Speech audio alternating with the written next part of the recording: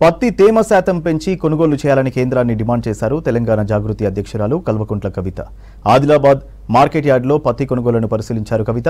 CCI 12% రూల్తో పత్తి రైతులు తీవ్రంగా నష్టపోతున్నారన్నారు. తేమ శాతం 25% వరకు పెంచి కొనుగోలు చేయాలన్నారు. BJP MLA Payal Shankar, MP నగేష్లు బాధ్యతారహితంగా వ్యవహరిస్తున్నారని విమర్శించారు. తేమ శాతం పెంచేందుకు కేంద్ర ప్రభుత్వంపై కేంద్ర మంత్రులు ఒత్తిడి తీసుకురావాలన్నారు కల్వకుంట్ల కవిత. అంతా కూడా వానలు పడుతున్నటువంటి సందర్భంలో పత్తి రైతుకి అత్యధిక నష్టం జరుగుతూ ఉన్నది.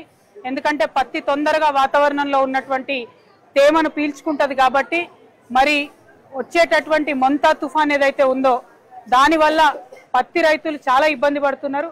రాష్ట్ర వ్యాప్తంగా పత్తి ఎక్కడ వండినా సరే, అది మహబూబ్ నగర్ కావచ్చు, వరంగల్ కావచ్చు, ఖమ్మం కావచ్చు, ఆదిలాబాద్ కావచ్చు, కొంత నిజామాబాద్ కావచ్చు, నిర్మల్ కావచ్చు, పత్తి వండినా సరే అక్కడ పత్తి రైతు ఇవాళ ప్రాణాలు గుప్పెట్లో పెట్టుకొని బతుకుతున్న పరిస్థితి.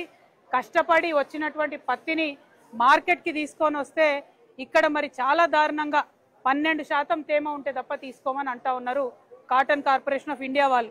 మరి కాటన్ కార్పొరేషన్ ఆఫ్ ఇండియా వాళ్ళకి మొంతా తుఫాన్ వచ్చిన విషయం తెలియదా? వానలు పడుతున్న విషయం తెలియదా? ఇక్కడ బీజేపీ ఎంపీ ఉన్నారు, ఇక్కడ బీజేపీ ఎమ్మెల్యే ఉన్నాడు.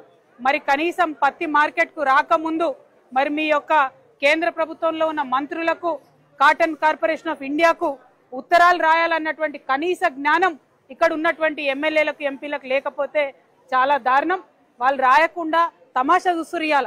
కలెక్టర్ గారికి మాట్లాడితే నేనేం చేయలేను, మీరు అక్కడ కాటన్ ఇండస్ట్రీకి మాట్లాడుండ్రి, మీరు టెక్స్టైల్ మంత్రికి మాట్లాడుండ్రి కేంద్రంలో అని చెప్పి కలెక్టర్ గారు మాట్లాడుతున్నారు. ఇంకొంచెం గట్టిగా మరి మార్కెట్ బంద్ పెట్టవయ్యా, రేపో ఎల్లుండో 12 నుండి 20% తేమ వచ్చినాక రైతులు అమ్ముకుంటారంటే మీరు రాష్ట్ర ప్రభుత్వానికి మాట్లాడండి అంటారు.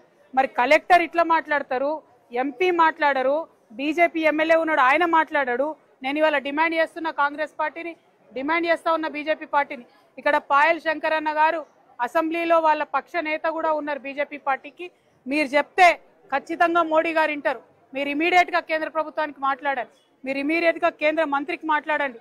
20 నుంచి 25% లోపల తేమ ఉన్న పత్తి కొనాలని రిజల్ట్ తీసుకురండి.